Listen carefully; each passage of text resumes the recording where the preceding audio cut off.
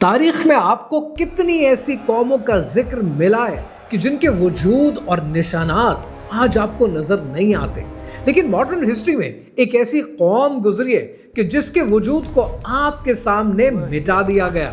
अगर आप modern history का एक पुराना नक्शा उठाकर देखें जो कि डच का बनाया हुआ 1690 का दुनिया का नक्शा है, तो इस दुनिया के नक्शे पर एक रियासत आपको जगमगाती हुई नजर आएगी, कैस्पियन से लेकर पैसिफिक तक, और इस रियासत का नाम है इंपीरियम मैग्ना टार्टेरिया। इसके बाद फ्रेंच का बनाया हुआ 1720 का नक्शा, वहां पर भी टार्टेरिया की रियासत आपको नजर आएगी। फिर 1754 का बेलिन का नक्शा, यहां पर भी आप देखेंगे कि दुनिया के वजूद पर टार्टेरिया की रियासत मौजूद है। कौन थे ये लोग? क्या ये लोग जायंट्स थे? क्या ये टेक्नोलॉजिकली एडवांस थे? क्या ये ईथर से फ्री एनर्जी हासिल करते थे? क्या इन्हें मैन मेड डिजास्टर के जरिए, मड फ्लड के जरिए खत्म किया गया, या फिर रॉथस्चाइल्ड ने इस पूरी कौम को खत्म कर दिया दुनिया के ग्लोबल रीसेट के बहाने? कौन थे ये लोग? और फिर आता है सन 1804 कि जब दुनिया के नक्शे पे आपको सब कुछ नजर आता है, लेकिन टार्टेरिया की रियासत का वजूद नजर नहीं आता। आज इंटरनेट पर टार्टेरिया को लेकर बहुत सी चहमगोइयां होती हैं। कुछ कहते हैं कि ये रियासत वजूद में थी, कुछ कहते हैं कि ये मैन मेड डिजास्टर के जरिए इनको खत्म किया गया, कुछ इसे जायंट्स के साथ जोड़ते हैं। आज दुनिया टार्टेरिया को लेकर डिवाइडेड है। कहानी क्या है, आइए समझते हैं।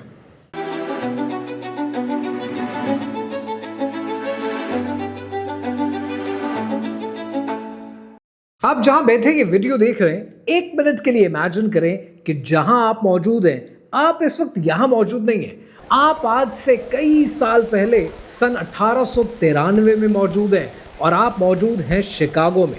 शिकागो के जैक्सन पार्क में एक बहुत बड़ा इवेंट ऑर्गेनाइज किया जाता है। इस एग्जीबिशन में 4 करोड़ से ज्यादा लोग इस एग्जीबिशन को अटेंड करते हैं, क्योंकि ये एग्जीबिशन अपनी नौयत का एक अनोखा एग्जीबिशन है।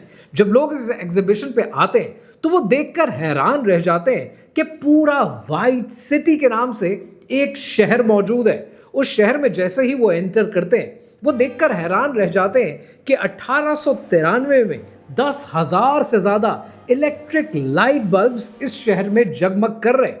और साथ ही साथ इस शहर के अंदर जो इमारतें हैं वो देखने से ताल्लुक रखती हैं, क्योंकि इंसानों ने इससे पहले इतनी खूबसूरत और इतनी ह्यूज इमारतें कभी नहीं देखी थी। जितनी ह्यूमन टेक्नोलॉजी और कंस्ट्रक्शन की टेक्नोलॉजी थी, उससे शायद इन इमारतों को इमेजिन करना भी इंतहाई मुश्किल था। इतने बड़ी बड़ी इमारतें, इतने बड़े बड़े डोम। तो जो 4 करोड़ विजिटर्स इस इवेंट पे आए, उनकी जबान पर पहला सवाल ऑर्गेनाइजर्स के लिए यही आया कि ये सब कुछ कितने अरसे में बनाया, जिस पर ऑर्गेनाइजर्स ने बताया कि ये सब कुछ तो हमने 1891 में शुरू किया और आज 1893 में आपके सामने, यानी सब कुछ 2 साल में बनाया। तो सब विजिटर्स का दूसरा सवाल ये था कि ये कैसे बनाया? इस तरह के डोम, इस तरह के मीनार, इस तरह की बिल्डिंग्स, इस तरह की सड़कें हमने पहले कभी नहीं देखी। लेकिन इसके जवाब में ऑर्गेनाइजर्स के पास कोई जवाब नहीं होता। और फिर अचानक 1894 में आग लग जाती है वाइट सिटी में, और वाइट सिटी की तमाम बिल्डिंग्स जल जाती हैं। जो लोग आज इंटरनेट पर मौजूद हैं और टार्टेरिया की थ्योरीज पर यकीन रखते हैं, उनका कहना यह है कि ये सब कुछ वो इमारतें थीं जो टार्टेरियंस ने, जायंट्स ने बना रखी थी। सिर्फ आज के इंसान ने उनको डिस्कवर किया है, मड फ्लड के बाद, सफाई के बाद उनको सामने लेकर आए हैं। और आज इस टेक्नोलॉजी को बनाने का फॉर्मूला दुनिया के पास मौजूद नहीं है। ये हमारा बनाया हुआ काम नहीं है, ये जायंट्स का बनाया हुआ काम है। लेकिन क्या ये कहानी सिर्फ 1893 से और सिर्फ शिकागो से वाबस्ता है? हरगिज नहीं। इस कहानी का आगाज होता है लंदन से। आज से 300 साल पहले यूनाइटेड किंगडम के शहर लंदन में एक इमारत का इफ्तिताह किया जाता है। इस इमारत का नाम है सेंट पॉल्स कैथीड्रल। वैसे तो ये एक इबादत गाह है, लेकिन ये इमारत देखने से ताल्लुक रखती है। आपका कभी लंदन जाना हो तो इस इमारत को जरूर देखिएगा, क्योंकि जैसे ही आपकी नजर इसके कंस्ट्रक्शन स्टाइल पे पड़ेगी, आप हैरान हो जाएंगे और आपकी जबान से बेख्तियार निकलेगा कि इंसान ऐसी चीज कैसे बना सकता है। इस इमारत के अंदर जाकर आपको जो पहला एहसास होगा वो ये कि इसकी छत की हाइट 365 फुट है। इसके जो डोम है उस डोम को ज्योमेट्री के पाए रेशो की बेसिस पे बनाया गया है। और अगर आप सेंट पॉल्स कैथीड्रल में खड़े होकर कोई भी आवाज देंगे तो वो 107 फुट तक जाती है। कहने वाले कहते हैं कि इसके अंदर दी जाने वाली आवाज 110 हर्ट्ज पे सुनाई देती है, यानी वो फ्रीक्वेंसी कि जिस पर इंसान का सोल हील होना शुरू हो जाता है। लेकिन सवाल यह है कि इतनी खूबसूरत नक्शो निगारी वो भी आज से 300 साल पहले, जब इंसान के पास कंस्ट्रक्शन की ऐसी टेक्नोलॉजी मौजूद नहीं थी, तो ये किसने बनाया? कहने वाले कहते हैं कि ये आज के इंसान ने नहीं बनाया, ये काम टार्टेरियंस का है जो अपनी रियासत में तो रहते थे लेकिन दुनिया के जगह जगह पर मौजूद एनर्जी पॉइंट्स का कंट्रोल अपने हाथ में रखते थे। इसीलिए उन्होंने ऐसी इमारतें बनाई जो आपकी समझ से बाहर है। वरना आज दुनिया में एक ऐसी रियासत कि जो 1,20,00,000 स्क्वायर किलोमीटर पर फैली हो, कि जिसका जिक्र दुनिया के 214 नक्शों पे तो हो लेकिन उसके बाद एकदम से उसका जिक्र होना बंद हो जाए। एक ऐसी रियासत जो फ्री एनर्जी पर यकीन रखती थी और उनकी हर बिल्डिंग एनर्जी को हार्नेस करती थी, यानी टार्टेरियंस की बनाई हुई बिल्डिंग्स आसमान से बिजली को हासिल करती थी, फ्री एनर्जी को हर तरफ सर्कुलेट करती थी और एडवांस टेक्नोलॉजी पर यकीन रखती थी। और फिर अचानक 1804 के बाद इनका जिक्र होना तक बंद हो जाता है। सिर्फ शिकागो या लंदन तक रिस्ट्रिक्टेड है? हरगिज नहीं। थोड़ा सा कहानी को आगे लेकर चलते हैं और देखते हैं टार्टेरियंस ने और कौन कौन से कमाल कर रखे हैं नेदरलैंड्स में। अभी तक आपको सुनकर यह लग रहा होगा कि टार्टेरियंस एक ऐसी कौम है जो रहती तो रशिया, चाइना, साइबेरिया की तरफ थी, लेकिन इनका कनेक्शन पूरी दुनिया में मौजूद था। इसी तरह की एक और कहानी जो आपके लिए बड़ी दिलचस्प है वो ये कि नेदरलैंड्स के अंदर फोर्ट बोर्टांज मौजूद है। जब आप उसका एरियल व्यू देखते हैं तो आप हैरान रह जाते हैं कि जिस पैटर्न के ऊपर बिल्डिंग्स को कंस्ट्रक्ट किया गया है ये उस दौर का इंसान करता ही नहीं था। और ये दौर बहुत पुराना दौर नहीं है, ये दौर सन 1500, 1600 और 1700 का दौर है, क्योंकि सन 1800 आते आते हमने तो टार्टेरिया का जिक्र किताबों से ही निकाल दिया। लेकिन नेदरलैंड्स के फोर्ट बोर्टांज के अलावा आपको ऐसी कितनी इमारतें मिलती हैं कि जिसके अंदर इटली का पल्मनोवा भी शामिल है और फ्रांस का लिटिल सिटाडेल। अब फ्रांस के इस लिटिल सिटाडेल के नीचे आपको ऐसी सुरंगें मिलती हैं कि जिसके बारे में कहने वाले कहते हैं कि ये फ्री एनर्जी के ग्रिड थे, कि जहां से एनर्जी को हासिल किया जाता था। हर इमारत अपनी बिजली ईथर से हासिल करती थी और आसमानों से हासिल करने के बाद इस फ्री एनर्जी के जरिए टेक्नोलॉजिकल एडवांस टूल्स यूज किए जाते थे। लेकिन ये कहानी चंद शहरों तक रिस्ट्रिक्टेड हरगिज नहीं है। अगर आप सियाटल और एडिनबरा की पुरानी तस्वीरें देखें आपकी अकल माऊफ हो जाएगी। आप हैरान हो जाएंगे कि आज जो सियाटल में, आज जो एडिनबरा में घर मौजूद हैं, उनको जब खोदा गया तो उनको ये पता चला कि इन घरों के नीचे यहीं पर सेम प्लेस पर घर मौजूद थे। आज आप देखते हैं बहुत सी खिड़कियां ऐसी हैं जिनको हमने बेसमेंट कह दिया, लेकिन किसी जमाने में ये उस घर का फर्स्ट फ्लोर होती थी। यानी इसका मतलब ये है कि इन बिल्डिंग्स के नीचे, इन शहरों के नीचे पूरे पूरे शहर मौजूद थे जो शायद मट्टी में कहीं दब गए। तो शायद ये कहानी एक मड फ्लड की है जो शायद ह्यूमन मेड था, मैन मेड डिजास्टर था, कि जिसके जरिए इंसानों को मट्टी में दबाया गया, उनकी टेक्नोलॉजी को खत्म किया गया ताकि एक नई कौम उभर कर सामने आए। इसका मतलब तो ये भी हो सकता है कि आज जो गोरे दुनिया में मौजूद हैं, जो गोरी चमड़ी मौजूद है, ये शायद ये सब कुछ बनाने के काबिल नहीं थे।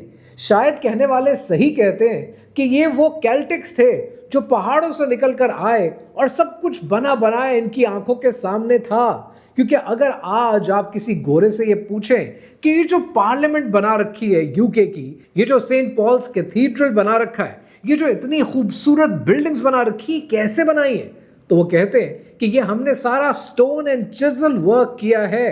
फिर आपका सवाल ये होता है, तो क्या ये आर्ट आज दुनिया में मौजूद है? तो तो वो कहते हैं कि नहीं, ये आर्ट तो ख़त्म हो गया और हमें नहीं पता कि ये किन टूल्स से हमने बनाया है। तो अगर हमें अपना ही काम नहीं पता तो इसका मतलब ये किसी और ने बनाया है। सन 1868 में ओहायो वैली के अंदर जो एक्सकवेशन की गई, उस एक्सकवेशन के नतीजे में जो ममीज डिस्कवर की गई वो उन जायंट्स की ममीज हैं जो 8-8, 10-10 फुट के रेड हेयर ममीज थे। यानी वो कौम थी कि जिनके कद बड़े लंबे हुआ करते थे और शायद इसी वजह से उस दौर में बनने वाली जितनी बिल्डिंग्स थी वो 23-23 फुट के दरवाजे रखा करती थी। अब यहाँ पर नेचुरली सवाल आता है कि आज आप जितनी बड़ी बड़ी पुरानी इमारतें देखते हैं जिनमें से बहुत सी आज भी कायम हैं, अमेरिका में मौजूद हैं, यूके में मौजूद हैं, यूनाइटेड स्टेट्स के अलावा यूरोप में फैली हुई हैं, इवन आप सेंट पॉल्स कैथीड्रल की बात कर लें, इनके दरवाजे इतने ऊंचे क्यों रखे जाते थे? शायद टार्टेरियंस कद में ज्यादा लंबे थे और उनको एडजस्ट करने के लिए इमारतें बनती थी। इवन यहां तक आपने नोट किया होगा कि जो सीढ़ियां बनाई जाती थी वो सीढ़ियां आज के इंसान को एक स्टेप के ऊपर 2-2, 3-3 कदम लेने पड़े, इतने लंबे स्टेप्स बनाए जाते थे। किसके लिए? शायद ये सब कुछ टार्टेरियंस के लिए होता था जो फ्री एनर्जी पर, टेक्नोलॉजिकल एडवांसमेंट पर यकीन रखा करते थे। लेकिन फिर सवाल ये आता है कि इनको खत्म क्यों किया गया? कहने वाले कहते हैं कि टार्टेरियंस की रियासत को खत्म करने और इनके वजूद को मिटाने का सिलसिला सन 1776 में शुरू हुआ। और ये वही दौर है कि जब आपने ये देखा कि रॉथस्चाइल्ड की बैंकिंग डायनेस्टी का आगाज हुआ, उनका कंट्रोल दुनिया की हुकूमतों पर होना शुरू हुआ। कहने वाले ये भी कहते हैं कि रॉथस्चाइल्ड टार्टेरियंस को इसलिए खत्म करना चाहते थे क्योंकि टार्टेरियंस टेक्नोलॉजिकली एडवांस थे, टार्टेरियंस फ्री एनर्जी पर यकीन रखते थे, टार्टेरियंस अपने रिसोर्सेज को शेयर करते थे, दुनिया के साथ बांटते थे। और अगर ऐसी कौम खत्म ना की जाए तो वो कभी भी करेंसी के चक्कर में नहीं पड़ेगी, कर्जे के चक्कर में नहीं पड़ेगी, यानी इन अदर वर्ड्स स्लेवरी के चक्कर में नहीं पड़ेगी। और ऐसी कौम को कंट्रोल करना और फिर दुनिया को कंट्रोल करना मुश्किल हो जाएगा। और फिर एक मैन मेड डिजास्टर क्रिएट किया जाता है जिसका नाम है मड फ्लड। और इस मड फ्लड के सबूत आपको दुनिया के कई शहरों में नजर आते हैं कि जहां पर सियाटल शामिल है, एडिनबरा शामिल है, कि घरों के घर दब जाते हैं। और फिर कैल्टिक्स की ये कौम जो पहाड़ों में छुपी हुई थी, टेक्नोलॉजिकली एडवांस नहीं थी, ये बाहर आती है और दुनिया के रिसोर्सेज पर कब्जा कर लेती है। और उसके बाद वो ब्रिटिश राज शुरू होता है जो दुनिया में फैलते हुए आपने भी देखा। अब ये सब वो बातें हैं जो टार्टेरियंस के बिलीवर्स इंटरनेट पर, सोशल मीडिया पे हर तरफ दुनिया को कहते हैं। लेकिन मेरी नजर में इन सब बातों की हकीकत क्या है, आइए समझते हैं। इस वीडियो में अब तक मैंने आपके साथ बहुत सारे ऐसे पॉइंटर्स को शेयर किया जो टार्टेरियंस के वाइप आउट के बिलीवर्स अक्सर जिक्र करते हैं। Let's debunk each and every one of those pointers. पहले बात करते हैं व्हाइट सिटी की, यानी शिकागो में सन 1893 में होने वाला वो इवेंट। अगर आप तारीख उठाकर देखें और हिस्ट्री के क्रॉनिकल्स को पढ़ने की कोशिश करें तो आपको ये समझ में आएगा कि ये वो दौर है कि जब इलेक्ट्रिसिटी को इंट्रोड्यूस किया गया। आज आप जिस दौर से गुजरते हैं, अगर कोई नई प्रोडक्ट और सर्विस बनती है तो उसको इंट्रोड्यूस करने के लिए मार्केटिंग की जाती है, इवेंट्स किए जाते हैं, इन्फ्लुएंसर्स को कहा जाता है फॉर अ शाउट आउट। उस दौर में इतने बड़े मैसिव स्केल पर इवेंट को ऑर्गेनाइज करने का मकसद क्या था कि इलेक्ट्रिसिटी लोगों में इंट्रोड्यूस हो जाए, जिसके लिए इतने मैसिव स्केल पर कंस्ट्रक्शन की गई, पूरा एक शहर आबाद किया गया और लोगों को यह दिखाया गया कि अगर आप बिजली खरीद लेते हैं, अगर आप बल्ब खरीद लेते हैं और बिजली के मीटर और बिजली की ये तारें आपके शहरों में फैल जाती हैं तो आपकी जिंदगी बिल्कुल बदल कर रह जाएगी। This was a marketing event और इस मार्केटिंग इवेंट के लिए पूरे शहर को आबाद किया गया और 1894 में उस पूरे शहर को आग लगाकर डिसमेंटल किया गया, क्योंकि उसके बाद उस व्हाइट सिटी की कोई जरूरत नहीं थी। लेकिन यहां पर एक सवाल आता है कि उस दौर में इंसान ने ऐसी कंस्ट्रक्शन कैसे कर ली। अब जो बात मैं आपको बताने वाला हूं ये 1893 के व्हाइट सिटी से भी रिलेटेड है और सेंट पॉल कैथीड्रल से भी रिलेटेड है। अब सवाल यह है कि ऐसी कंस्ट्रक्शन इंसान ने कैसे कर ली। अगर आप थोड़ा सा माजी में और जाएं तो आप ये देखेंगे कि बर्रे सगीर पाको हिंद में मुगलों ने क्या क्या कंस्ट्रक्शन के मार्वल्स नहीं दिखाए। इतने अजीम मार्वल्स दिखाए कि उनमें से एक आज भी दुनिया के 7 अजूबों में शामिल है। तो फिर सवाल ये बनता है कि जो व्हाइट सिटी में आपने देखा, जो सेंट पॉल्स कैथीड्रल में आपने देखा, वो इतनी अजीम कंस्ट्रक्शन कैसे बनी? वो ऐसे बनी कि उस दौर का इंसान आज के इंसान से ज्यादा लायक थे।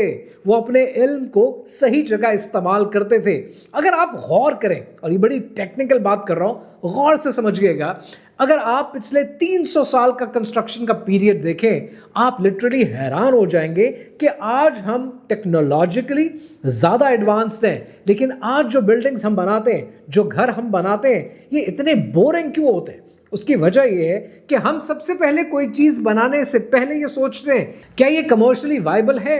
अगर एक काम में पैसा नज़र नहीं आता, हम उस काम को छोड़ देते हैं। आज जो इमारतें आपके सामने मौजूद हैं, ये सब पैसे की बुनियाद पर बनती हैं कि उतना बनाओ जितना बिक जाए। ज़रूरत से ज़्यादा मेहनत करने की कोशिश भी मत करो, जिस वजह से आप ये देखते हैं कि सन 1500, 1600, 1700, इवन 1800 के अंदर जो कंस्ट्रक्शन हुई, वो कंस्ट्रक्शन मार्वल्स हैं, दुनिया के लिए अजूबे हैं। लेकिन आज हम ऐसी चीज़ नहीं बनाते। हम बना सकते हैं, हमें बनानी भी आती है, लेकिन हम अपनी नालायकी का मुजाहरा करते हैं, क्योंकि हम ये कहते हैं कि जिस चीज़ में पैसा नहीं वो काम करो ही क्यों। और दुनिया में आज कितने ऐसे फील्ड्स और आर्ट ख़त्म हो गए क्योंकि लोगों को उसके अंदर पैसा नज़र नहीं आया।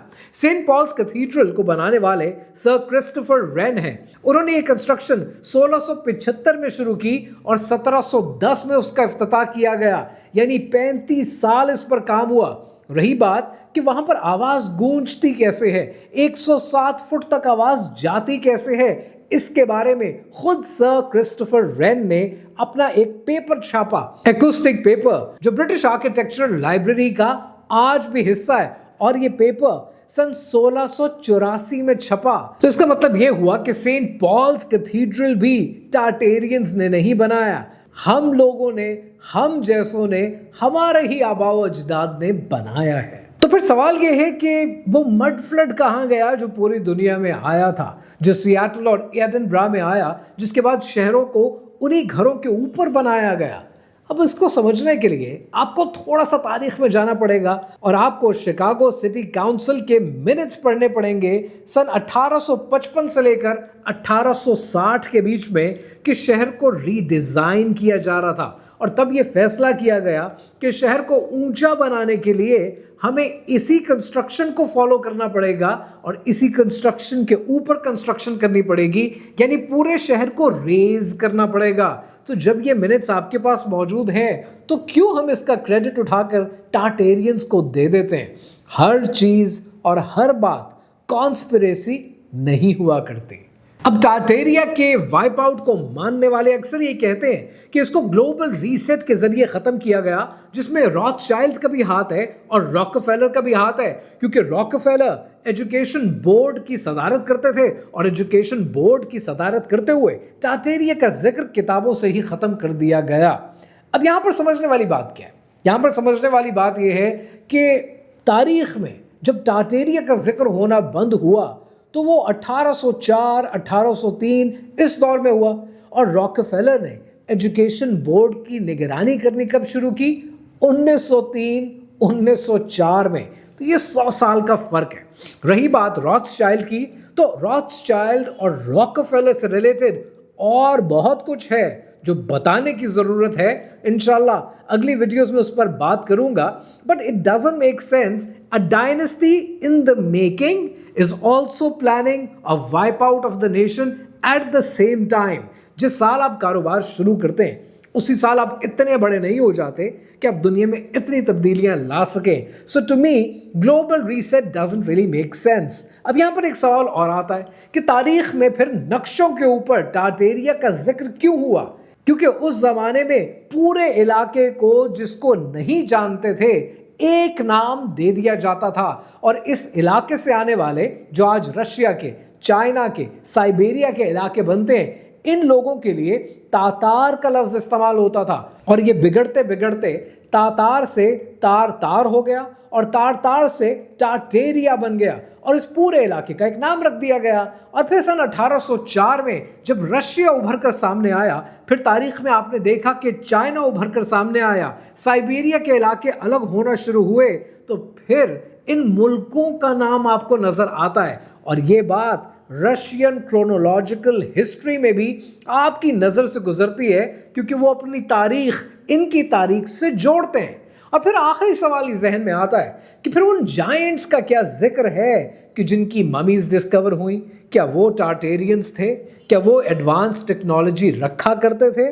तो उस पर मेरा मानना यह है कि जायंट्स का एक तवील जिक्र होना बनता है और वो जब तक तवील जिक्र नहीं होगा आपको शायद वो बात समझ नहीं आएगी, तो उसका जिक्र करूंगा मैं किसी और वीडियो में। अब आप टार्टेरिया पर यकीन रखना चाहते हैं, आप रखें। आप यकीन नहीं करना चाहते, आप यकीन मत करें। ये फैसला मैं आप पर छोड़ता हूं। लेकिन एक सवाल है जिसको समझना शायद बहुत जरूरी हो जाएगा कि टार्टेरियंस जैसे लोगों को वाइप आउट किया गया या नहीं किया गया, ये तो बात की बात है। लेकिन इसी इलाके से एक और कौम उठी थी जिसने दुनिया की ईंट से ईंट बजा दी थी और उस कौम को हम मंगोल कौम कहते हैं और उसके लीडर को चंगेज खान कहते हैं। ये तो सब जानते हैं कि चंगेज खान ने बगदाद की लाइब्रेरीज को जला दिया, लेकिन चंगेज खान का हाथ फिर कैसे रोका गया? कैसे मुसलमान दोबारा ताकत में आए और ये मुसलमानों के इक़्तिदार के नए दौर का सिलसिला कैसे शुरू हुआ? और ये कहानी अभी बाकी है।